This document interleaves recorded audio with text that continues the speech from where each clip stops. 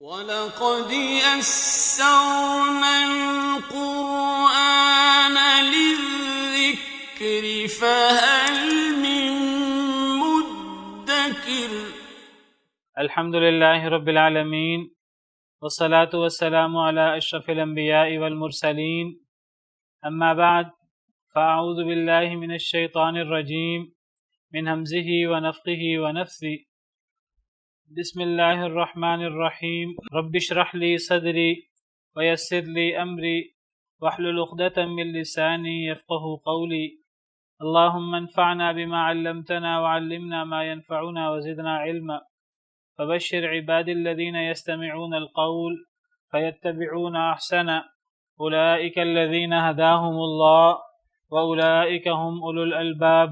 اعوذ باللہ من الشیطان الرجیم، بسم اللہ الرحمن الرحیم۔ اعلموا انما الحیاة الدنیا لعب ولهو وزینة وتفاخر بينكم وتكاثر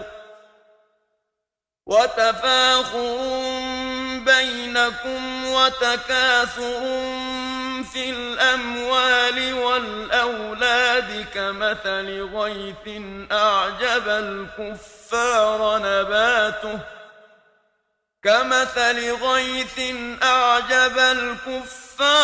نباته ثم يهيج فتراه مصفرا ثم يكون حطاما، وفي الآخرة عذاب شديد ومغفرة من الله ورضوان، وما الحياة الدنيا إلا متاع الغرور۔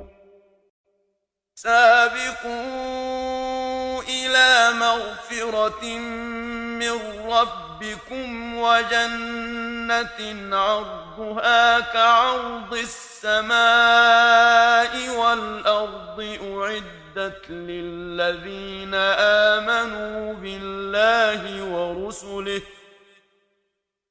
ذلك فضل الله يؤتيه من يشاء، والله ذو الفضل العظيم۔ اعوذ باللہ من الشیطان الرجیم، بسم اللہ الرحمن الرحیم۔ اعلموا انما الحیاة الدنیا لعب ولهو وزینة وتفاخر بینکم وتکاثر فی الاموال والاولاد۔ جان لو کہ بے شک دنیاوی زندگی، قریبی زندگی یعنی دنیا کی، لعب ولہو ایک کھیل اور تماشا ہے، وزینت اور زینت ہے، وتفاخر بینکم اور ایک دوسرے پر فخر کرنا تمہارے درمیان، تمہارا آپس میں ایک دوسرے پر فخر کرنا، وتکاثر اور تمہارا کثرت میں ایک دوسرے سے مقابلہ کرنا، وتکاثر تفاخر میں ایک دوسرے سے فخر، غرور میں مقابلہ، بینکم آپس میں، وتکاثر کا مطلب ایک دوسرے سے کثرت میں مقابلہ۔ اصل میں تفاخر فخر سے ہے اور تکاثر کثرت سے ہے، اور یہ جو انداز استعمال ہوا ہے تفاخر، یہ جو وزن ہے تفاعل، تفاخر اور تکاثر، اس وزن کے اندر ایک دوسرے سے مقابلے کا معنی ہوتا ہے، ایک دوسرے سے مقابلے کا معنی ہوتا ہے۔ جس طرح اگر کہا جائے کہ تقاتل، قتل کا مطلب کسی کو قتل کرنا، کسی سے لڑنا، اور اگر تقاتل کہا جائے تو اس کا مطلب ہوتا ہے ایک دوسرے سے لڑنا، آپس میں ایک دوسرے سے لڑنا۔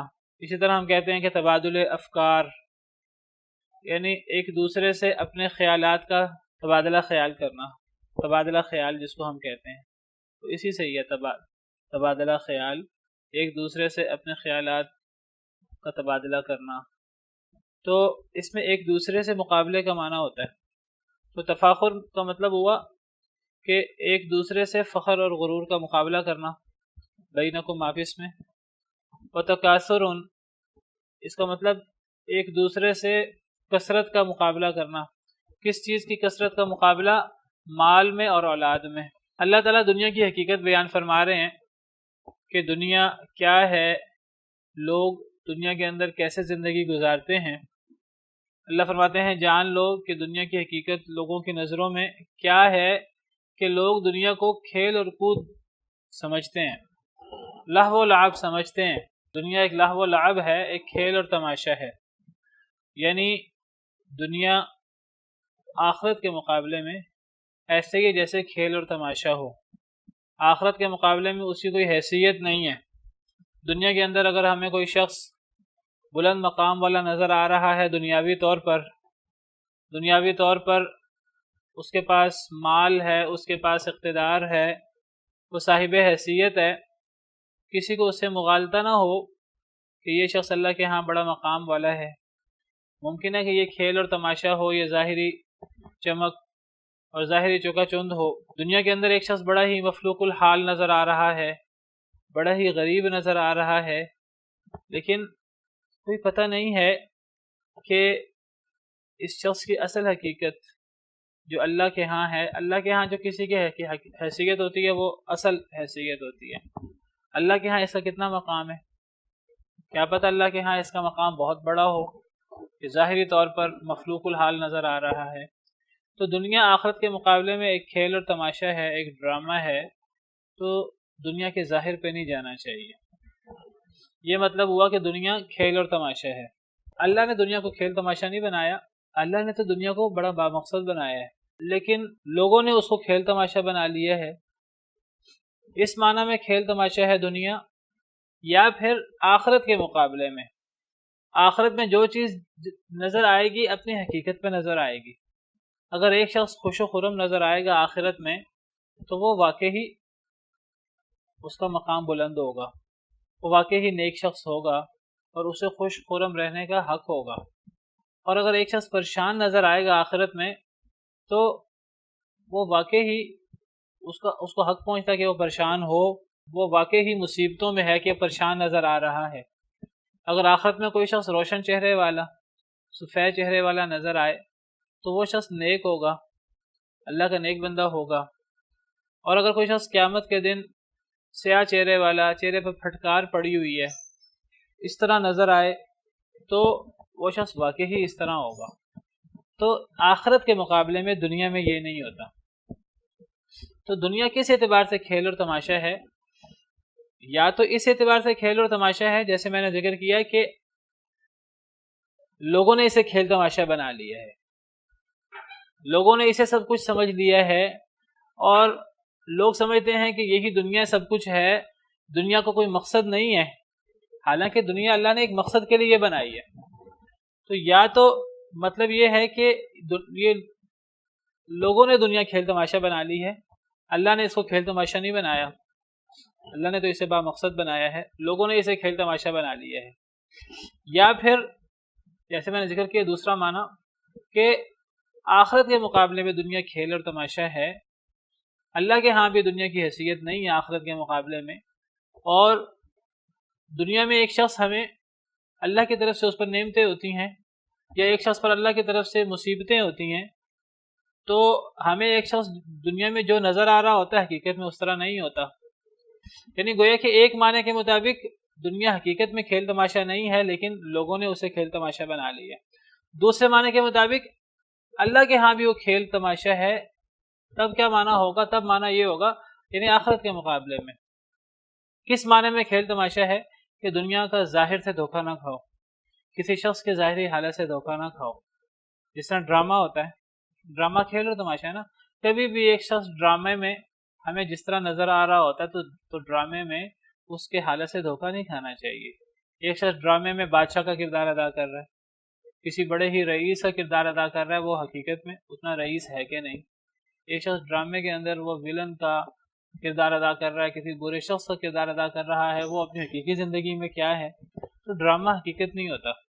تو دنیا جو ہے وہ دنیا کا ظاہر ایک ڈرامے کی طرح ہے، اس معنی میں اللہ اسے کھیل اور تماشا کہہ رہے ہیں۔ اور ویسے لوگ بھی دنیا کو کھیل تماشا بنا لیتے ہیں۔ قرآن کریم کا مطالعہ کریں تو قرآن کریم ویسے جو دنیا کو کھیل تماشا قرار دیتا ہے وہ آخرت کے مقابلے میں کھیل تماشا قرار دیتا ہے۔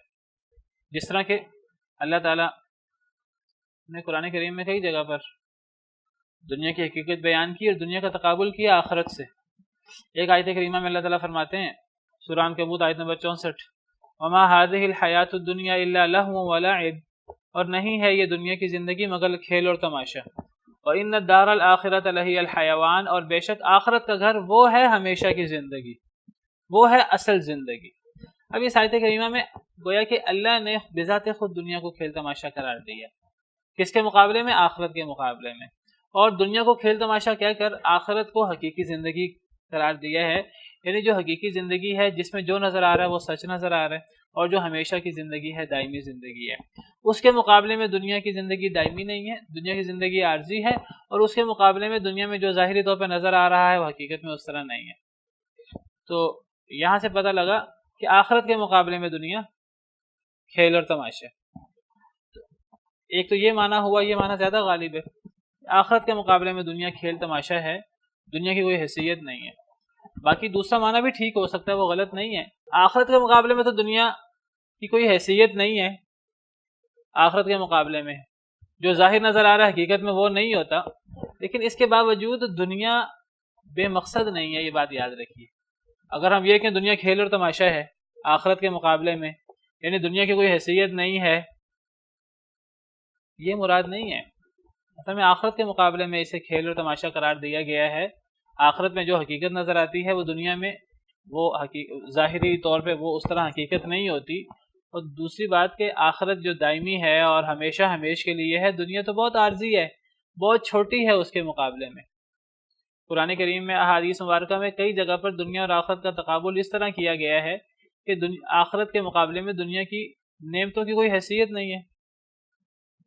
آخرت کی اگر نعمتیں سمندر کی طرح ہیں تو دنیا کی نعمتیں وہ ایک سوئی سے لگے قطرے کے برابر بھی نہیں ہے۔ ایک انسان سمندر میں انگلی ڈالے، اس انگلی کے ساتھ جو پانی لگتا ہے وہ پانی تھوڑا سا پانی لگتا ہے، پھر وہ پانی خشک ہو جاتا ہے۔ تو یہ دنیا کی نعمتوں کی مثال ہے، اور آخرت کی نعمتوں کی مثال پورا سمندر ہے جہاں نعمتیں ختم ہی نہیں ہوں گی۔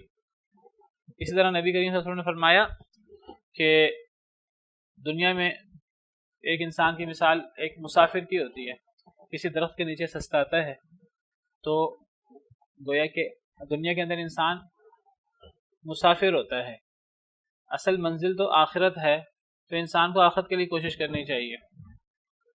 تو آخرت کے مقابلے میں دنیا بہت عارضی ہے۔ آخرت میں ہر چیز جو نظر آئے گی حقیقت بھی اسی طرح ہوگی۔ دنیا میں کئی دفعہ ظاہری طور پہ کچھ اور نظر آ رہا ہوتا ہے، حقیقت میں کچھ اور ہوتا ہے۔ تو اس اعتبار سے دنیا کو کھیل تماشا قرار دیا گیا آخرت کے مقابلے میں اللہ نے، ورنہ دنیا تو بہت اہم ہے۔ کس معنی میں اہم ہے؟ عیش کرنے کے لیے اہم نہیں ہے، عیش کرنے کے لیے تو اہم آخرت ہے، اس کے لیے تو دنیا کے اندر انسان کو ایک مسافر کی طرح زندگی گزارنی چاہیے۔ لیکن دنیا اس اعتبار سے بہت زیادہ اہم ہے کہ آخرت میں انسان کو نعمتیں ملنی ہیں، وہ ان ساری نعمتوں کی وجہ دنیا بنے گی۔ اگر ایک انسان دنیا غفلت میں گزار آیا تو آخرت میں وہ کبھی بھی کامیاب نہیں ہو سکتا۔ تو اس لیے دنیا بڑی اہم ہے کہ دنیا آخرت کی کھیتی ہے، جو انسان جو کچھ دنیا میں بوئے گا وہی آخرت میں کاٹے گا۔ آخرت کے مقابلے میں دنیا بہت عارضی ہے، آخرت کے مقابلے میں دنیا میں جو نظر آ رہا ہے وہ کئی دفعہ حقیقت میں نہیں ہوتا، لیکن جو انسان دنیا میں بوئے گا وہی آخرت میں کاٹے گا۔ اگر دنیا میں اچھا کام کرے گا تو آخرت میں اچھی جزا لے گا، اگر دنیا میں برا کام کرے گا تو آخرت میں اس کی جزا بری ہوگی۔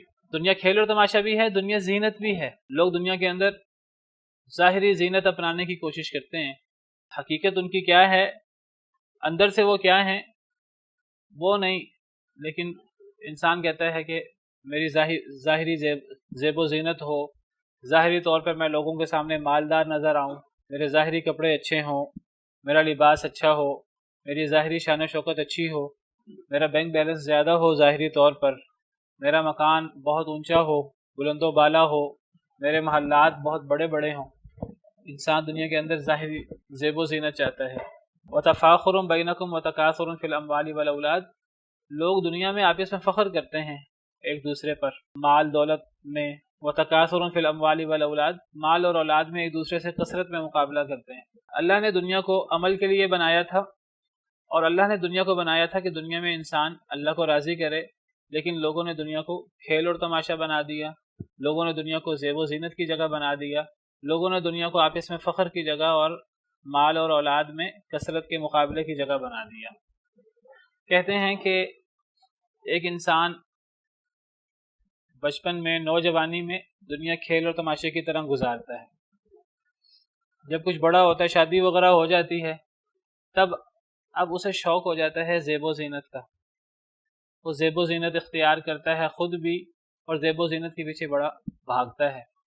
اور پھر جب انسان ادھیڑ عمر ہو جاتا ہے، بوڑھا ہو جاتا ہے، تب پھر جو کچھ اس نے زندگی گزاری ہوتی ہے، جو کچھ اس نے کمایا ہوتا ہے، اب وہ لوگوں کے سامنے فخر کرنے پر، اور جی میرا مال بہت زیادہ ہے، میری اولاد بہت زیادہ ہے، اس مال اور اولاد اور اس کے مقابلے میں وہ اپنی آخری عمر گزارتا ہے. لوگ دنیا اس طرح گزارتے ہیں: بچپن، لڑکپن، جوانی اور بڑھاپا.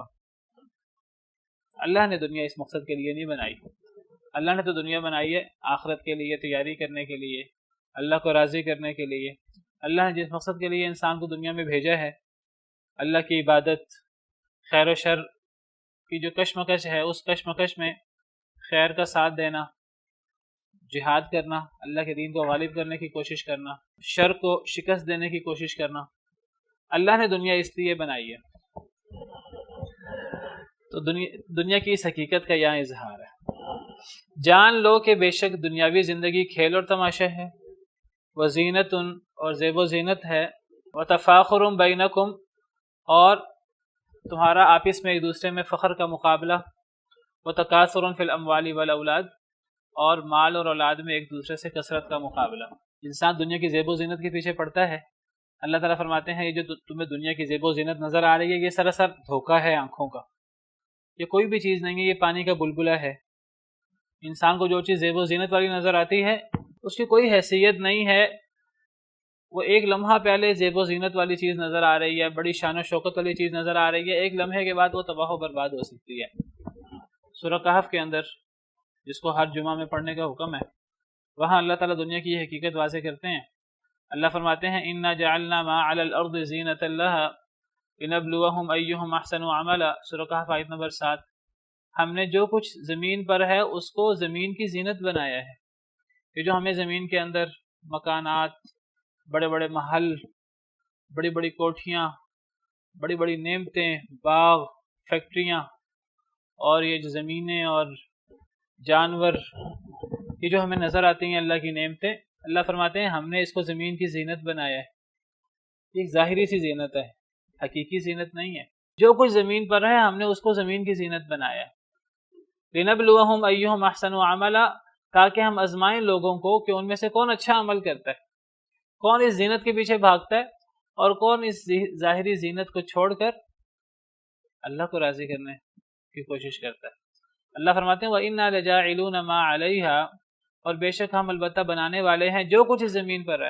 اس زمین پر جو کچھ ہے وہ کیا ہے؟ پچھلی آیت میں اللہ نے فرمایا وہ زینت ہے زمین کی. اللہ فرماتے ہیں جو زمین کی زینت نظر آ رہی ہے تمہیں، ہم بنانے والے ہیں جو کچھ زمین پر ہے، سعیدن چٹیل میدان، جروزا ایک صاف اور ہموار میدان. یہ جو زمین کے اندر جتنے بڑے بڑے محل نظر آ رہے ہیں، جتنے بڑے بڑے پہاڑ نشان نظر آ رہے ہیں، لوگوں نے اپنے فخر کے لیے نشان بنا رکھے ہیں. قوم عاد، قوم سمود بڑے بڑے نشان بناتی تھی، پہاڑوں پر بڑے بڑے مکان بنا دیتی تھی نشانی کے لیے کہ یہ ہم نے بنایا ہے، لوگ یاد رکھیں کہ ہم کتنے کاریگر ہیں، ہم کتنے طاقتور ہیں، ہم کتنے مالدار ہیں. آج لوگ اپنے اپنے علاقوں میں بڑی بڑی یادگار قسم کی عمارتیں قائم کر دیتے ہیں، یاد کے لیے لوگ یاد کریں کہ ہم نے کیسی بڑی عمارت بنائی ہے، کیسی عالیشان عمارت بنائی ہے، کیسی اونچی عمارت بنائی ہے. یورپ میں بھی اور عرب میں بھی آپ دیکھیں کہ عرب میں لوگ مقابلہ کرتے ہیں کہ کس کی عمارت زیادہ اونچی ہے، کس کا پلازہ زیادہ اونچا ہے. اللہ فرماتے ہیں یہ ساری چیزیں دنیا کی زینت ہیں، اور یہ اللہ نے آزمائش کے لیے رکھی ہیں. یہ مال و دولت اور یہ چیزیں اللہ فرماتے ہیں کہ جو کچھ اس زمین پر ہے یہ سارا کا سارا ہموار اور چٹیل میدان بننے والا ہے، یہ سب کچھ ختم ہو جائے گا، یہ سب کچھ پانی کا بلبلہ ہے۔ ایک اور آیت میں اللہ تعالیٰ اس حقیقت کو اس طرح واضح فرماتے ہیں، قرآن کریم کا ایک عام موضوع ہے، قرآن کہتا ہے دنیا کی زیب و زینت کے پیچھے نہ پڑو۔ تو ایک اور آیت کریمہ میں اللہ تعالیٰ اس حقیقت کو اس طرح واضح فرماتے ہیں، سورہ آل عمران آیت نمبر 14، زُیِّنَ لِلنَّاسِ حُبُّ الشَّهَوَاتِ مِنَ النِّسَاءِ، لوگوں کے لیے مزین کر دی گئی شہوات کی محبت۔ انسان جن چیزوں کی خواہش رکھتا ہے، جن چیزوں کو پسند کرتا ہے، اس کو کہتے ہیں شہوات۔ ان شہوات کی محبت کو اللہ نے لوگوں کے دلوں میں مزین کر دیا ہے۔ یہ کن کن چیزوں کی محبت، کن کن چیزوں کی لوگوں کو اشتہا ہے، لوگوں کو خواہش ہے دنیا میں؟ عورتوں کی، خوبصورت بیوی ہو، خوبصورت عورت کے ساتھ ہمارا تعلق ہو، والبنین، بیٹے، والقناطیر المقنطرۃ، اور خزانے، سونے کے خزانے ہوں، چاندی کے خزانے ہوں، نشان زدہ گھوڑوں کے خزانے ہوں، کھیتیاں ہوں، جانور ہوں، کھیتیاں ہوں، زمین ہو لوگوں کے پاس۔ تو ان چیزوں کی اشتہا اور ان چیزوں کی محبت لوگوں کے لیے مزین کر دی گئی ہے۔ عورتوں کی محبت، بیٹوں کی محبت، اور خزانے سونے کے، چاندی کے یا گھوڑوں کے، اور اسی طرح جانور، اور اسی طرح کھیتی، یہ چیزیں ہیں جن کو لوگ بڑا اہم سمجھتے ہیں دنیا کے اندر، اور انہیں باعث زینت سمجھتے ہیں، اپنے لیے باعث عزت سمجھتے ہیں۔ حالانکہ اللہ تعالیٰ فرماتے ہیں یہ چیزیں باعث عزت نہیں ہیں، یہ وہی دنیا کا دھوکہ ہے، یہ دنیا کا کھیل اور تماشا ہے، یہ دنیا کی زینت ہے۔ ذالک متاع الحیات الدنیا، یہ ساری چیزیں جو پیچھے ذکر ہوئی ہیں اللہ فرماتے ہیں یہ دنیا کا سامان ہے، ان کی حقیقت نہیں ہے۔ کسی کی خوبصورت بیوی ہے، کسی کے مالدار طاقتور بیٹے ہیں، کسی کے پاس سونا چاندی ہے، کسی کے پاس گھوڑے ہیں، کسی کے پاس مویشی ہیں، کسی کے پاس زمینیں ہیں، ان چیزوں کی کوئی حیثیت نہیں ہے اگر ایک انسان اللہ کے قریب نہیں ہے، اگر اللہ کا فرما بردار نہیں ہے۔ یہ دنیا کا سامان ہے۔ واللہ عندہ حسن الثواب، حسن المآب، اللہ کے پاس بہترین ٹھکانہ ہے۔ انسان کو اللہ کی اطاعت کرنی چاہیے، اللہ کی عبادت کرنی چاہیے، اور اللہ کو راضی کرنے کی کوشش کرنی چاہیے۔ ان زیب و زینت کے پیچھے نہیں پڑنا چاہیے۔ لیکن میں بتا دوں آپ کو، ان زیب و زینت سے فائدہ اٹھانا بھی انسان کے لیے حرام نہیں ہے۔ اگر ایک انسان اللہ کو راضی کرے اور اللہ کو راضی کرنے کے ساتھ ان چیزوں سے فائدہ اٹھائے تو یہ فائدہ اٹھانا بالکل ٹھیک ہے۔ لیکن اصل میں مسئلہ تب ہوتا ہے جب انسان ان چیزوں کے پیچھے پڑھ کر اللہ کو ناراض کر دیتا ہے، جب انسان دنیا کی اس لہو و لعب کے پیچھے لگ کر اللہ کو بھول جاتا ہے تو پھر اللہ ناراض ہوتے ہیں۔ اللہ تعالیٰ فرماتے ہیں یہ سب چیزیں دنیا کا ساز و سامان ہے، اللہ کے پاس بہترین ٹھکانہ ہے۔ اگر ایک انسان اللہ کو راضی کرے تو وہ نیک بیوی انسان کے لیے فتنہ نہیں بنتی، ورنہ انسان کے لیے سب سے بڑا فتنہ اس کی بیوی ہے، سب سے بڑی دشمن انسان کی اس کی بیوی ہے۔ یا ایھا الذین آمنوا ان من ازواجکم واولادکم عدوا لکم، اے ایمان والو تمہاری بیویاں، تمہاری بعض بیویاں، تمہاری بعض اولادیں تمہاری دشمن ہوتی ہیں۔ انسان کا مال انسان کا دشمن بن جاتا ہے، کب؟ جب اس مال کو انسان اللہ کے راستے میں خرچ نہ کرے، اللہ کی تعلیمات کے مطابق خرچ نہ کرے۔ انسان کی اولاد انسان کے دشمن بن جاتی ہے جب انسان اولاد کے پیچھے لگ کر اللہ کی نافرمانی کرے۔ بیوی بھی دشمن، اولاد بھی دشمن، مال بھی دشمن، اور یہ کھیتی اور یہ جانور بھی دشمن۔ کب؟ جب انسان اللہ کو راضی نہ کرے، اللہ کو ناراض کرے۔ اللہ تعالیٰ فرماتے ہیں قُلْ أَنُنَبِّئُكُمْ بِخَيْرٍ مِّن ذَلِكُمْ، اے اللہ کے نبی صلی اللہ علیہ وسلم آپ فرما دیجئے کیا میں تمہیں ان چیزوں سے بہتر چیز کی خبر نہ دوں؟ کن چیزوں سے بہتر چیز کی؟ جن کا پچھلی آیت میں ذکر ہوا، خوبصورت بیویاں، بیٹے، اور خزانے سونے چاندی کے، اور مویشی ڈھیر سارے، اور زمینیں، مربع، یہ دنیا کا سامان ہے، اللہ کے پاس بہترین ٹھکانہ ہے۔ میں تمہیں ان تمام چیزوں سے بہتر چیز کی خبر نہ دوں؟ وہ بہتر کیا ہے؟ وہ آخرت کی نعمتیں۔ للذین اتقوا عند ربهم جنات تجری من تحتها الانہار، ان لوگوں کے لیے جو ڈرتے رہے، جنہوں نے تقوی اختیار کیا اپنے رب کے لیے، باغات ہیں جن کے نیچے سے نہریں بہتی ہیں۔ خالدین فیہا جس میں ہمیشہ ہمیشہ رہیں گے، وازواج مطہرہ وہاں پاکیزہ بیویاں ہوں گی، ورضوان من اللہ اور سب سے بڑھ کر اللہ کی رضا ہوگی، واللہ بصیر بالعباد اللہ اپنے بندوں کو دیکھنے والا ہے۔ تو اس آیت کریمہ میں ان آیات میں اللہ نے فرمایا کہ اللہ کی نافرمانی کر کے یہ دنیا کی نعمتوں کی کوئی حیثیت نہیں ہے۔ انسان دنیا کی نعمتیں حاصل کرے، آخرت کے بالمقابل آخرت کو تباہ کر دے تو دنیا کی نعمتوں کی کوئی حیثیت نہیں ہے۔ انسان کو پھر آخرت کو مد نظر رکھنا چاہیے۔ لیکن اگر ایک انسان اللہ کو راضی کرتا ہے، اس کے ساتھ ساتھ دنیا کی نعمتیں استعمال کرتا ہے اللہ کے بتائے ہوئے طریقے کے مطابق۔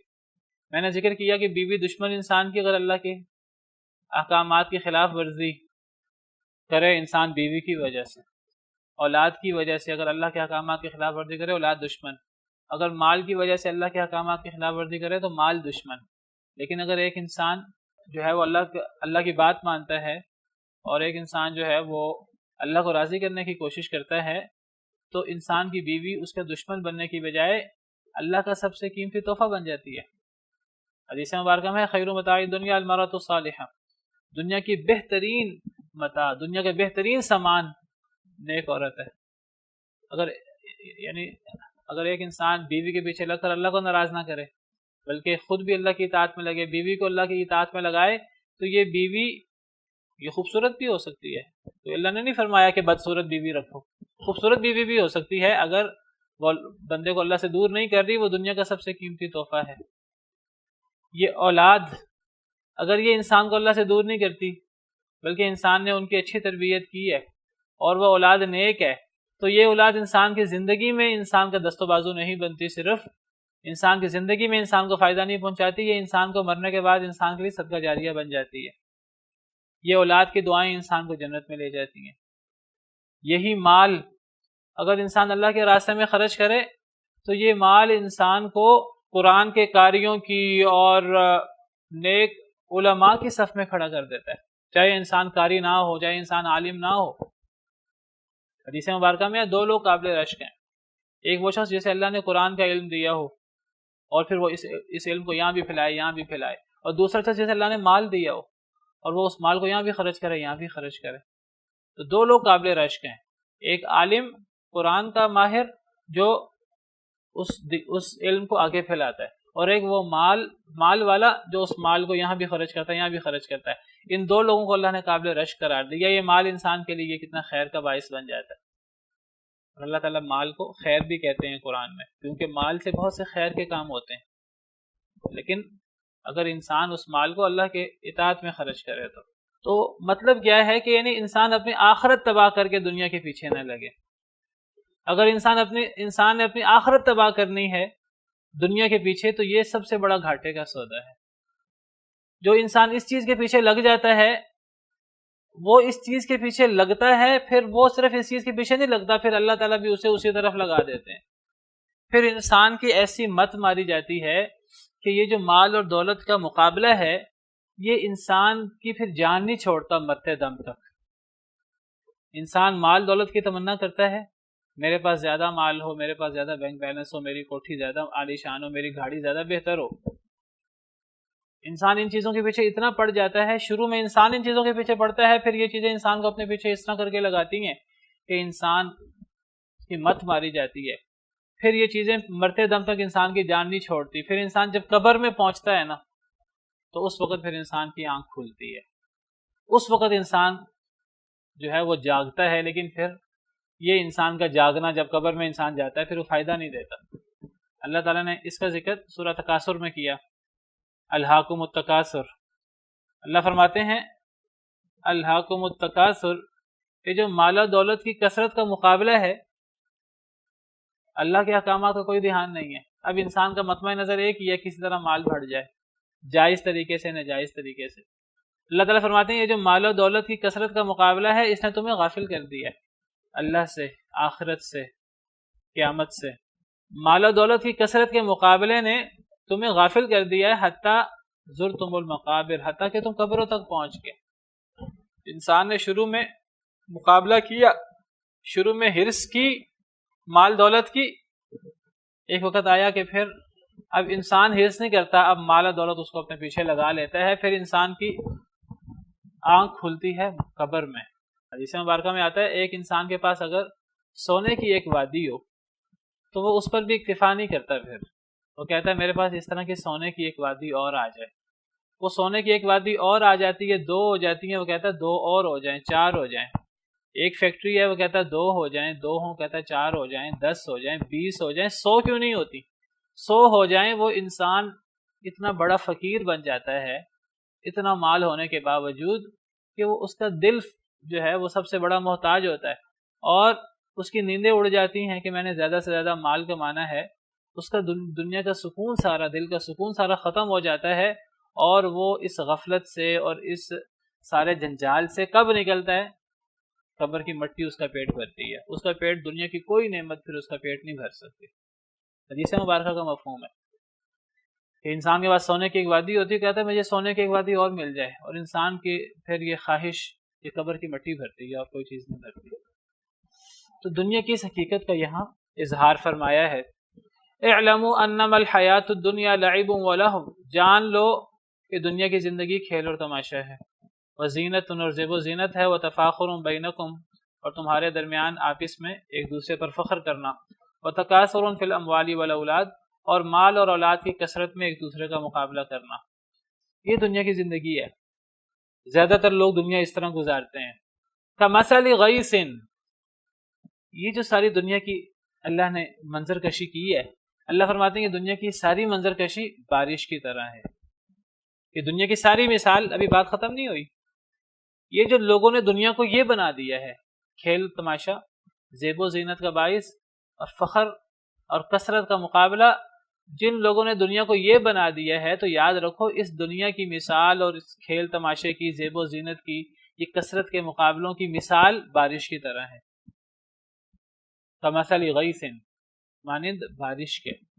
اعجب الکفار نباتہ، اچھی لگتی ہے کسان کو نباتات، اس کی نباتات۔ کفار سے مراد یہاں کسان ہے۔ کسان کو کفار کہا، اور کفار کس کی جمع ہے؟ کافر کی۔ تو یہاں کسانوں کو کفار قرار دیا، یعنی گویا کہ کسان کو کافر بھی کہا جاتا ہے، اور کفار اس کی جمع ہے۔ تو کافر، کسان، کافر کا لفظی مطلب کیا ہوتا ہے؟ اس کا مطلب ہوتا ہے چھپانا۔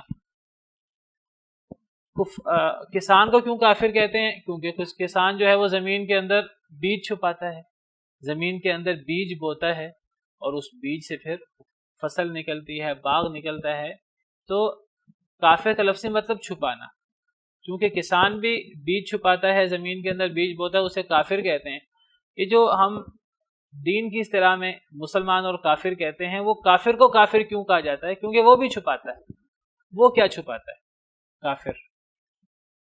وہ اللہ کی نعمتوں کے جواب میں جو اس کا فرض بنتا ہے شکر کرنا، اللہ کی عبادت کرنا، وہ اس کو چھپا لیتا ہے۔ وہ اللہ کی نعمت کے شکر کو چھپاتا ہے، وہ اللہ کی نعمت کے جواب میں کیا کرتا ہے؟ ناشکری۔ کافر کا لفظی مطلب ہم کہتے ہیں انکار کرنا، اصل مطلب اس کا انکار کرنا نہیں ہے، اصل مطلب ہے کافر کا ناشکری کرنا، یعنی شکر کو چھپا لینا۔ سب سے بڑا شکر کیا ہے؟ توحید۔ سب سے بڑا شکر توحید ہے، یعنی اللہ کی نعمتوں کا سب سے بڑا شکر توحید۔ وَلَقَدْ آتَيْنَا لُقْمَانَ الْحِكْمَةَ أَنِ اشْكُرْ لِلَّهِ، ہم نے لقمان علیہ السلام کو حکمت عطا کی، دنائی کی بات عطا کی، اور وہ کیا تھی دنائی کی بات؟ أَنِ اشْكُرْ لِلَّهِ، اللہ کا شکر ادا کرو۔ حضرت لقمان کو اللہ نے جو دنائی کی بات عطا کی وہ اللہ کا شکر تھا۔ فرمایا وَمَن يَشْكُرْ فَإِنَّمَا يَشْكُرُ لِنَفْسِهِ، جو شکر کرتا ہے وہ اپنے آپ کے لیے شکر کرتا ہے۔ وَمَن كَفَرَ، اور جو ناشکری کرے، کفر کا مطلب ناشکری کرنا، شکر کو چھپانا، جو ناشکری کرے فَإِنَّ اللَّهَ غَنِيٌّ حَمِيدٌ، اللہ تعالیٰ بہت غنی ہے، بے نیاز ہیں، تعریف کیے گئے ہیں۔ اور پھر اگلی آیت میں فرمایا وَإِذْ قَالَ لُقْمَانُ لِابْنِهِ وَهُوَ يَعِظُهُ يَا بُنَيَّ لَا تُشْرِكْ بِاللَّهِ، پچھلی آیت میں اللہ نے فرمایا کہ ہم نے لقمان حکیم کو سب سے بڑی حکمت کی بات عطا کی، کیا؟ شکر۔ اور جو شکر کرے اپنے آپ کے لیے کرتا ہے، جو ناشکری کرے اللہ بے نیاز ہے۔ اور اگلی آیت میں فرمایا یہ جو اللہ نے حضرت حضرت لقمان کو جو حکمت کی بات، شکر کی بات عطا کی تھی، حضرت لقمان نے یہ بات آگے اپنے بچے کو سکھائی۔ اپنے بیٹے کو سکھائی، لیکن وہاں الفاظ فرق ہیں، وہاں شکر نہ شکری کی بحث نہیں ہے، وہاں بات توحید اور شرک کی ہے۔ وَإِذْ قَالَ لُقْمَانُ لِابْنِهِ وَهُوَ يَعِظُهُ، اور جب لقمان علیہ السلام اپنے بیٹے سے کہہ رہے تھے، اس کو نصیحت کر رہے تھے، کیا نصیحت کر رہے تھے؟ یا بنی لا تشرک باللہ، اے میرے پیارے بیٹے اللہ کے ساتھ شرک نہ کرنا۔ یہ پچھلی آیت اور اگلی آیت، یہ ان دونوں آیتوں میں ربط ہے۔ قرآن کریم ایک مربوط کلام ہے، ایک غیر مربوط کلام نہیں ہے، اللہ رب العالمین کا کلام ہے۔ ایک انسان کوشش کرتا ہے کہ میں مربوط بات کروں، میری پچھلی بات کا میری اگلی بات سے تعلق ہو، اللہ رب العالمین تو وَلِلَّهِ الْمَثَلُ الْأَعْلَىٰ، اللہ کے لیے اعلیٰ ترین مثال ہے۔ اگر ایک انسان مربوط کلام کرنا چاہتا ہے، با معنی حکمت والی کلام کرنا چاہتا ہے، اللہ کی کلام کیوں مربوط نہیں ہے؟ پچھلی آیت تو اگلی آیت سے ملائیں۔ پچھلی آیت میں اللہ نے فرمایا میں نے لقمان کو حکمت دی اور وہ شکر ہے، اور شکر ناشکری اگلی آیت میں توحید اور شرک کی بات ہے۔ پتہ لگا شرک سب سے بڑی ناشکری ہے اور توحید سب سے بڑا شکر ہے۔ کس معنی میں؟ اس معنی میں کہ اللہ کی جو نعمتیں ہیں ہم پر، ہمیں پیدا کیا، ہمیں رزق دیا، ہمیں ہر قسم کی نعمت دی، ہمارا فرض بنتا ہے کہ ہم اللہ کی بات مانیں، اور اللہ کی باتوں میں سب سے بڑی بات توحید ہے۔ اور اگر ہم اللہ کی ناشکری کریں تو گویا کہ ہم نے اللہ کا شکر ادا نہیں کیا اور ہم نے اللہ کی بات نہیں مانی، اس کا نام کفر ہے۔ شکر اور کفر، تو کفر کا لفظی مطلب چھپانا۔ تو جو کافر ہوتا ہے ہم کہتے ہیں انکار کر رہا ہے، وہ انکار کیسے کر رہا ہوتا ہے؟ وہ اللہ کا شکر کو چھپا رہا ہوتا ہے۔ جب اللہ کے شکر کو چھپاتا ہے، اگر وہ اللہ کا شکر کرے، اللہ کی ہر بات مانے، توحید اور نماز اور دیگر سب باتیں، اور جب وہ توحید کی بات نہیں مانتا، اللہ کے احکامات نہیں مانتا، ہم کہتے ہیں وہ ناشکری کر رہا ہے، وہ انکار کر رہا ہے، اس کو ہم کفر کہتے ہیں۔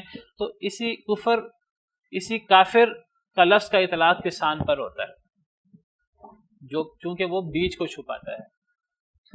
فرمایا اس دنیا کی لہو و لعب، دنیا کی زیب و زینت، دنیا کے فخر اور دنیا کی جو کثرت، مال و دولت، مال و اولاد کی کثرت کا مقابلہ، ان تمام چیزوں کی مثال بارش کی طرح ہے جو کسان کو اچھی لگتی۔ کسان کو اس بارش کی وجہ سے جب نباتات ہوتی ہیں زمین کے اندر، جب بارش زمین کے اندر آتی ہے، زمین مردہ ہوتی ہے، پھر وہ بارش کی وجہ سے اللہ کے حکم سے زندہ ہوتی ہے، تو پھر بارش کے بعد کسان کو زمین کی نباتات بڑی اچھی لگتی ہیں۔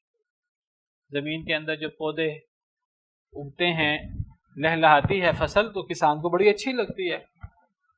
ثم یہیج، پھر وہ خوب زور پر آتی ہے۔ بارش ہوتی ہے، نباتات اگتی ہیں، اور پھر فصل بڑی زور پر آتی ہے، بہت زیادہ فصل اگتی ہے، ہر طرف سرسبز شاداب فصل لہلہانا شروع ہو جاتی ہے، باغ بن جاتے ہیں۔ یہیجو کا ایک معنی کہ خوب زوروں پر آتی ہے فصل۔ یہیجو کا دوسرا معنی کہ وہ ثم یہیجو، پھر وہ تباہ ہو جاتی ہے۔ یہیجو کے دونوں معنی کیے گئے ہیں۔ ایک اس کا معنی کہ وہ جو بارش کے پانی کی وجہ سے نباتات ہوئیں، تو پھر یہیجو، پھر وہ نباتات بہت زوروں پر آ گئیں، ہر طرف انسان کو فصل ہی فصل اور ہر طرف سبزہ ہی سبزہ نظر آتا ہے۔ اور یہیجو کا دوسرا معنی کہ وہ خشک ہو جائے۔ یہ دونوں معنی ہیں، دونوں معنوں سے معنی نہیں بدلتا، معنی ایک ہی رہتا ہے، دونوں معنی کیے جا سکتے ہیں۔ یہاں جو ترجمہ کیا ہے انہوں نے پھر ترجمہ کیا ہے کہ پھر وہ خوب زور پر آتی ہے، یعنی فصل پھر بہت زیادہ اگتی ہے۔ فَتَرَاهُ مُصْفَرًّا، پھر اے نبی صلی اللہ علیہ وسلم آپ دیکھتے ہیں اس کو، یا اے انسان تو دیکھتا ہے اس کو، مصفرًا، زرد۔ بارش ہوتی ہے، بارش کے بعد فصل بڑی زوروں پر ہوتی ہے، لیکن یہ فصل ہمیشہ زوروں پر نہیں رہتی۔ اگر اس فصل کو کاٹ لیا جائے تو ٹھیک ہے، نہ کاٹا جائے تو یہ فصل باقی نہیں رہے گی، یہ فصل خشک ہو جائے گی، کچھ دیر میں، کچھ ہی دیر میں زرد ہو جائے گی۔ کسان فوری کاٹ لیتے ہیں اس کو، نہ کاٹے تو تباہ ہو جاتی ہے۔ کہتے ہیں گندم کی فصل پک گئی ہے، اب اس کا وقت آ گیا کاٹنے کا، اب اس کو جلدی کاٹ لینا ہے، اگر نہیں کاٹیں گے تو تباہ ہو جائے گی، بڑی جلدی سے وہ زرد ہو جاتی ہے۔ فَتَرَاهُ مُصْفَرًّا، پس تو دیکھتا ہے اس کو زرد، اگر چھوڑ دو تو۔ ثُمَّ يَكُونُ حُطَامًا، پھر وہ کٹی ہوئی ہو جاتی ہے۔ اگر انسان چھوڑ دے اس کو، پہلے وہ زرد ہوگی، خشک ہو جائے گی ساری کی ساری، پھر بالکل تباہ و برباد ہو جائے گی اگر انسان چھوڑ دے اس کو۔ تو یہ ہے دنیا کی زیب و زینت، یہ ہے دنیا کی عیش و عشرت، کہ کچھ عرصہ پہلے، ابھی کل وہ سرسبز تھی اور بہت اپنے بہاروں پر، بہت اپنے زوروں پر تھی، اور اگلے دن وہ خشک ہو گئی، اگلے دن یا کچھ عرصے کے بعد وہ خشک ہو گئی، بالکل تباہ و برباد ہو گئی۔ کبھی تو کچھ عرصہ گزرنے سے وہ فصل خراب ہو جاتی ہے، کبھی اللہ کی طرف سے طوفان آتا ہے، رات پچھلے دن وہ بڑی سرسبز شاداب ہوتی ہے، لہلہا رہی ہوتی ہے، اور رات جو ہے وہ اللہ کی طرف سے بھگولا آتا ہے، اللہ کی طرف سے طوفان آتا ہے، اگلے دن لوگ جاتے ہیں تو دیکھتے ہیں کہ بالکل تباہ حال پڑی ہوتی ہے، جس طرح اللہ تعالیٰ نے سورہ بقرہ میں فرمایا اَيَوَدُّ أَحَدُكُمْ أَن تَكُونَ لَهُ جَنَّةٌ مِّن نَخِيلٍ وَأَعْنَابٍ تَجْرِي مِن تَحْتِهَا الْأَنْهَارُ لَهُ فِيهَا مِن كُلِّ الثَّمَرَاتِ وَأَصَابَهُ الْكِبَرُ وَلَهُ ذُرِّيَّةٌ ضُعَفَاءُ فَأَصَابَهَا إِعْصَارٌ فِيهِ نَارٌ فَاحْتَرَقَتْ، کہ وہ جو باغ ہے اسے اللہ کی طرف سے ایک بھگولا آتا ہے، اس بھگولے میں آگ ہوتی ہے تو وہ پوری کی پوری فصل جل جاتی ہے۔ کبھی اللہ کی طرف سے کوئی عذاب آتا ہے، فصل جل جاتی ہے، ورنہ فصل کچھ دیر پڑی رہے تو خراب ہو جائے گی۔ وہ جو سورہ قلم کے اندر 29ویں پارے میں باغ والوں کا اللہ نے ذکر کیا ہے کہ ان کا باپ جو ہے جب وہ زندہ تھا تو وہ جب فصل کاٹتا تھا تو وہ اس فصل کے اندر غریبوں کا حصہ رکھتا تھا، لیکن جب بچے ہوئے، بچوں نے کہا کہ ہمارا باپ تو بڑا بے وقوف تھا، سارا مال ہی غریبوں میں، اکثر مال غریبوں میں دے دیتا تھا، نفع کم ہوتا تھا، اس دفعہ ہم نے غریبوں کے آنے سے پہلے سارا باغ کاٹ لینا ہے۔ جب انہوں نے یہ برا ارادہ سوچا تو راتوں رات اللہ کی طرف سے بگولا آیا، اللہ کی طرف سے عذاب آیا راتوں رات، اور راتوں رات فصل تباہ ہو گئی۔ تو دنیا کے اس مال پر انسان فخر کرتا ہے کہ جو مال انسان کے لیے ہمیشہ نہیں رہے گا، جو مال انسان کے پاس کوئی گارنٹی نہیں ہے وہ کتنی دیر رہتا ہے، کیا پتہ آج ہے اور کل نہیں ہے، پانی کے بلبلے کی طرح۔ میں کہتا ہوں مال انسان کا ختم نہیں ہوتا، مال تباہ نہیں ہوتا، انسان کی چلتی ہوئی سانس ختم ہو جاتی ہے۔ اب انسان کے پاس جو ہے وہ اس کی 20 فیکٹریاں ہیں، لیکن چلتے چلتے اس کی جو ہے نا وہ سانس رک گئی، اچانک ہارٹ اٹیک ہوا، اب وہ مرا ہوا ہے، اب اس کو مرنے کے بعد وہ 20 فیکٹریاں کیا فائدہ دیں گی؟ کوئی فائدہ نہیں دیں گی، وہ اس کا ایک گناہ نہیں معاف کرا سکتی، اللہ کی ایک ناراضگی معاف نہیں کرا سکتے، قبر میں جائے گا تو خالی ہاتھ جائے گا۔ یہ ہے دنیا کی مثال، اللہ نے اکثر دنیا کی مثال اسی طرح دی ہے۔ دنیا کی مثال بارش کی طرح ہے، جس بارش سے فصل ہوتی ہے، لیکن وہ فصل اللہ کا حکم آئے، عذاب آئے، فصل کٹ جاتی ہے، یا فصل پڑی رہے تو خشک ہو جاتی ہے۔ تو دنیا کی ساری نعمتیں یہ ایک بگولے کی طرح ہیں، ایک بلبلے کی طرح ہیں، بلبلہ پھٹ جائے سب کچھ ختم۔ تو اس دنیا کی نعمتوں پر انسان فخر کرتا ہے۔ پھر یہاں بس نہیں ہوتی، اگر وہ مال دولت ختم ہو جائے یا انسان جو ہے اسے موت آ جائے اچانک، یہاں بات ختم نہیں ہوتی، پھر آخرت ہے جہاں حساب کتاب ہونا ہے سارا۔ وفی الآخرت، آگے آخرت کی بات شروع ہو گئی ساتھ ہی، وہ تو ناگزیر آخرت۔ تو اللہ تعالیٰ فرماتے ہیں کہ حقیقی نعمت وہ ہوتی ہے جو باقی رہے۔ جس نعمت میں باقی نہیں رہنا، چاہے وہ نعمت کتنی زیادہ کیوں نہ ہو، اس کی کوئی حیثیت نہیں ہے۔ آپ اس کی مثال بالکل اس طرح سمجھے کہ ایک شخص جو ہے اسے پتا ہو کہ میں نے مر جانا ہے کل، پرسوں، ایک ہفتے بعد، اسے دنیا جہاں کی نعمتیں دے دو، اسے دنیا کی جہاں کی نعمتوں میں کوئی خوشی نہیں ہوگی۔ اگر اسے پتا ہے کہ میں نے مر جانا ہے، میں بیمار ہوں، اسے دنیا جہاں کی نعمتوں کی خوشی نہیں ہوگی۔ اور کسی کے پاس تھوڑی نعمت ہو لیکن وہ نعمت دیر پا ہو، ہمیشہ ہمیش کے لیے ہو، حقیقی نعمت وہ ہوتی ہے جو باقی ہو۔ اسی لیے اللہ تعالیٰ فرماتے ہیں کہ ما عندکم ینفد وما عند اللہ باق، جو تمہارے پاس ہے وہ ختم ہو جائے گا اور جو اللہ کے پاس ہے وہ باقی ہے۔ تو نعمت وہ ہوتی ہے جو باقی رہے، آخرت کی نعمتیں حقیقی نعمتیں ہیں جو باقی رہیں گی، اصل نعمتیں ہیں۔ دنیا کو اس لیے اللہ نے کھیل تماشا قرار دیا ہے، دنیا کی نعمتیں بھی ایسی ہی ہیں۔ جب انسان خود فانی ہے، انسان کی اپنی سانس کا پتہ نہیں کہ کب وہ ختم ہو جائے، کب انسان جو ہے وہ دنیا سے چلا جائے، تو دنیا کی نعمتوں پر انسان کیا اترائے۔ اللہ تعالیٰ فرماتے ہیں سورہ یونس آیت نمبر 24، وہاں بھی اللہ تعالیٰ دنیا کی مثال پیش کر رہے ہیں۔ اللہ فرماتے ہیں دنیا کی مثال اس پانی کی طرح ہے جسے ہم آسمان سے نازل کریں، پھر وہ پانی زمین کے اندر مل جائے اور فصل پیدا ہو، جس فصل کو لوگ بھی کھاتے ہیں، جانور بھی کھاتے ہیں، حتیٰ کہ جب وہ فصل اپنی زینت پکڑ لے، اپنا زیور پکڑ لے، خوب مزین ہو جائے وہ فصل، خوب لہلہانا شروع ہو جائے. وَظَنَّ أَهْلُهَا أَنَّهُمْ قَادِرُونَ عَلَيْهَا، اور جو اس فصل کے مالک ہیں وہ سمجھیں کہ اب تو ہم اس فصل پر پوری قدرت رکھتے ہیں، اب تو یہ فصل ہم نے کاٹنی ہے اور اب بڑا مال آ جائے گا ہمارے پاس. أَتَاهَا أَمْرُنَا لَيْلًا أَوْ نَهَارًا، ہمارا حکم آ جاتا ہے رات کو یا دن کو. فَجَعَلْنَاهَا حَصِيدًا، وہ فصل کٹی ہوئی ہو جاتی ہے، فصل ساری کی ساری تباہ ہو جاتی ہے. اللہ کا حکم آتا ہے، اللہ کی طرف سے طوفان آتا ہے رات کو یا دن کو، وہ جو بڑا مال ہوتا ہے وہ سارا کا سارا مال تباہ ہو جاتا ہے. كَأَن لَّمْ تَغْنَ بِالْأَمْسِ، گویا کہ وہ تھی نہ. یہ ہے دنیا کی مثال. آپ نے شداد کا نام سنا ہوگا. شداد ایسا بادشاہ تھا جس کے پاس دنیا جہاں کی بہت زیادہ نعمتیں تھیں. حدیث مبارکہ میں آتا ہے اللہ تعالیٰ نے ملک الموت سے پوچھا کہ تو لوگوں کی روح قبض کرتا ہے تو سب سے زیادہ تجھے جس پر ترس آیا روح قبض کرتے ہوئے وہ کون ہے؟ وہ کہنے لگا 2 لوگ ہیں اے اللہ تعالیٰ، آپ کا حکم آیا تو میں نے تو آپ کے حکم پر عمل کرنا ہوتا ہے، لیکن مجھے 2 لوگوں کی روح قبض کرتے وقت بڑا ہی ترس آیا ان پر. ایک تو وہ عورت تھی کہ وہ بحری جہاز پہ سوار تھی، اس کا بچہ بھی تھا، تو بحری جہاز تباہ ہو گیا اور سمندر میں غرق ہو گیا. وہ عورت بچی تختے پر، وہ عورت بھی اس کا بچہ بھی. اب وہ بچہ جو ہے وہ دودھ پیتا بچہ چھوٹا سا، اور وہ عورت ہے. اللہ کا حکم آیا کہ اس عورت کی جان قبض کر لو. تو حضرت ملک الموت کہتے ہیں اے اللہ تعالیٰ مجھے بہت ترس آیا کہ یہ بچہ جو ہے یہ اب کیسے بچے گا اور اس کا کیا بنے گا، لیکن وہ تو حکم کے غلام تھے، انہوں نے حکم پر عمل کیا. کہتے ہیں دوسرا وہ شداد کہ جس کے پاس وہ بادشاہ تھا، اس کے پاس دنیا جہاں کی ہر نعمت موجود تھی. اس نے کہا میرے پاس دنیا کی ہر نعمت ہے، میں مخلوق نہیں ہوں، میں تو خود خالق ہوں، میں تو خود رب ہوں. ولیعذ باللہ. لوگوں نے کہا رب تو وہ ہوتا ہے جو جس کے پاس جنت جہنم ہو. کہنے لگا میں جنت بناتا ہوں، دنیا جہاں کی ہر نعمت میں جنت میں اکٹھی کرتا ہوں.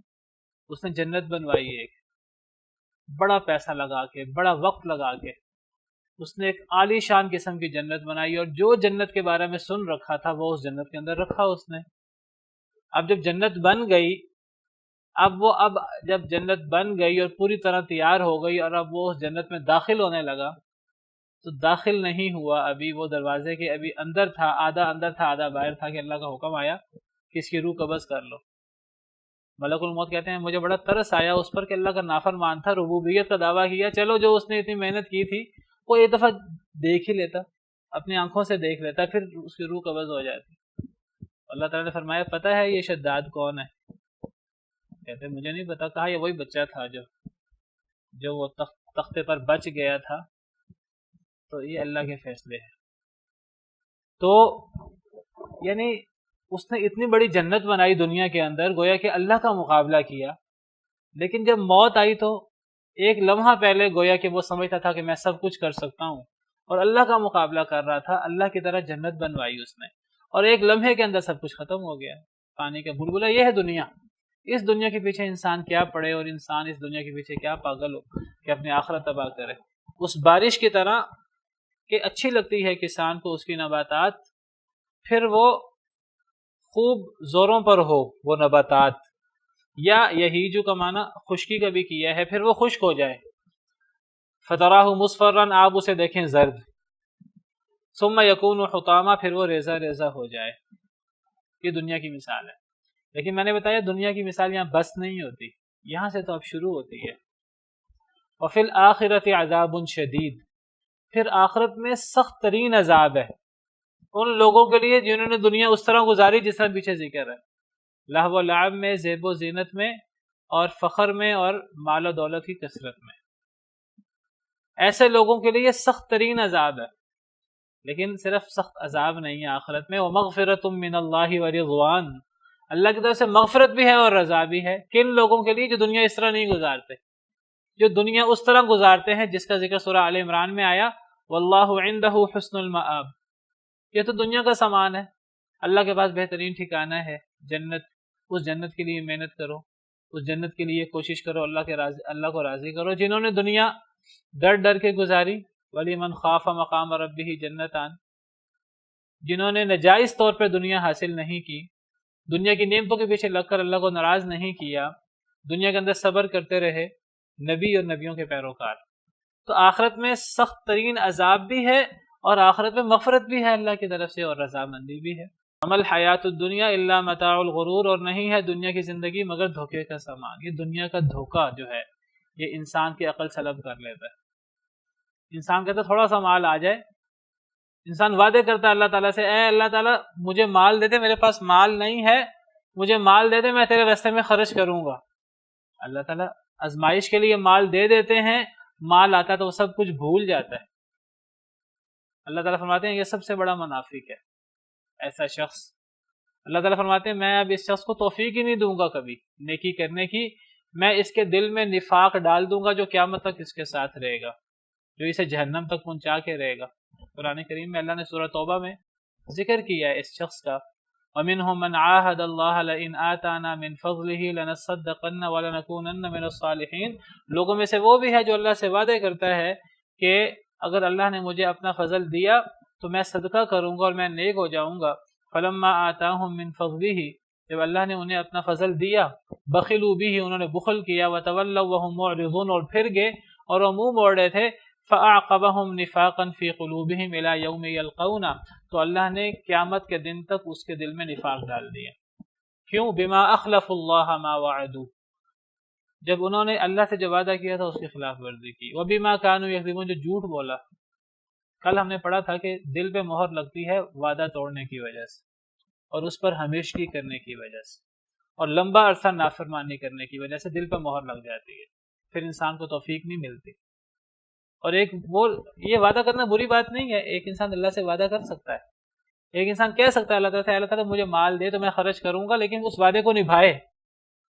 کچھ لوگ تھے جو بعض جہاد میں شریک نہیں ہو سکے، جنگ بدر میں، انہوں نے اللہ سے وعدہ کیا کہ اے اللہ تعالیٰ دوبارہ جنگ ہوئی تو ہم اپنے جوہر دکھائیں گے، پھر ہم اپنی جان قربان کریں گے، پھر ہم بھی بڑا بڑا جو ہے نا وہ قربانی پیش کریں گے۔ جنگ احد آئی تو انہوں نے قربانی پیش کی۔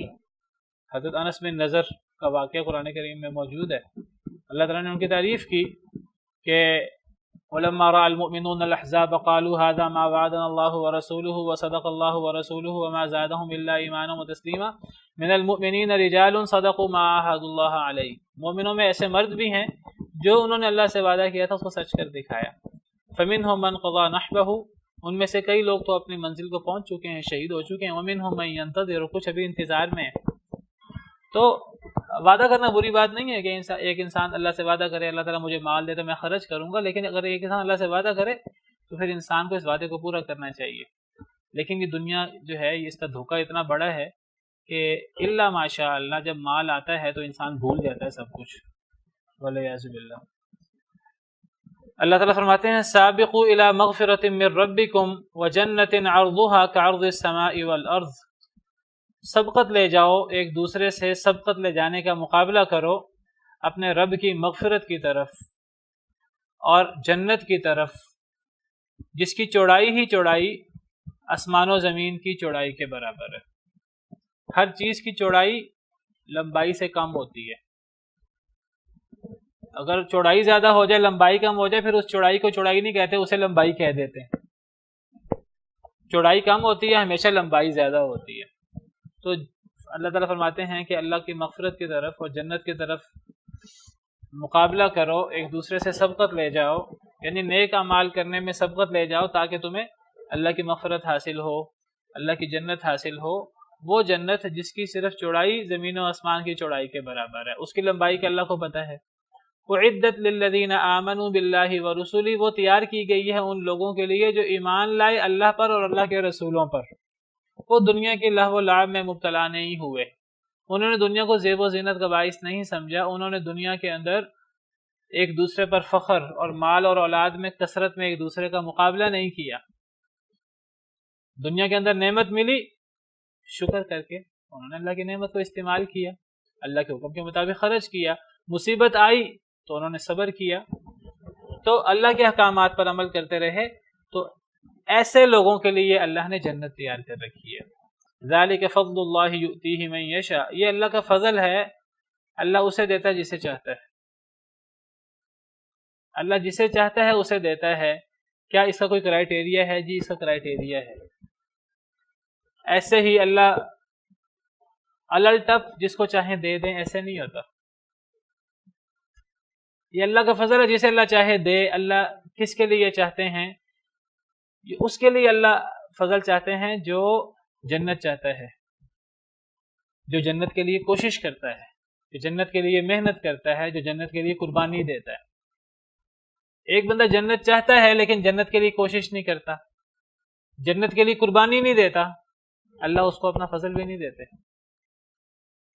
بعض لوگ سمجھتے ہیں کہ اللہ تعالیٰ جس کو چاہے اپنا فضل دے دے، وہ کہتے ہیں کہ اللہ چاہے تو اپنے نافرمان کو دے دے جنت۔ ایسا ہوتا نہیں ہے، اللہ نافرمان کو بھی دے دیتے ہیں، لیکن اگر نافرمان بعض چیزوں میں اللہ کا نافرمان ہو اور بعض چیزوں میں اللہ کی بڑی فرما برداری کرتا ہو، تو اللہ تعالیٰ نے کوئی نہ کوئی کرائٹیریا رکھا ہوا ہے۔ یہ اللہ کا فضل ہے، اللہ جسے چاہتے ہیں اسے دیتے ہیں۔ واللہ ذو الفضل العظیم، اللہ بہت بڑے فضل والے ہیں۔ یہ موضوع جاری ہے، انشاءاللہ کل اس کو مکمل کریں گے۔ سبحان ربک رب العزت عما یصفون وسلام علی المرسلین والحمد للہ رب العالمین۔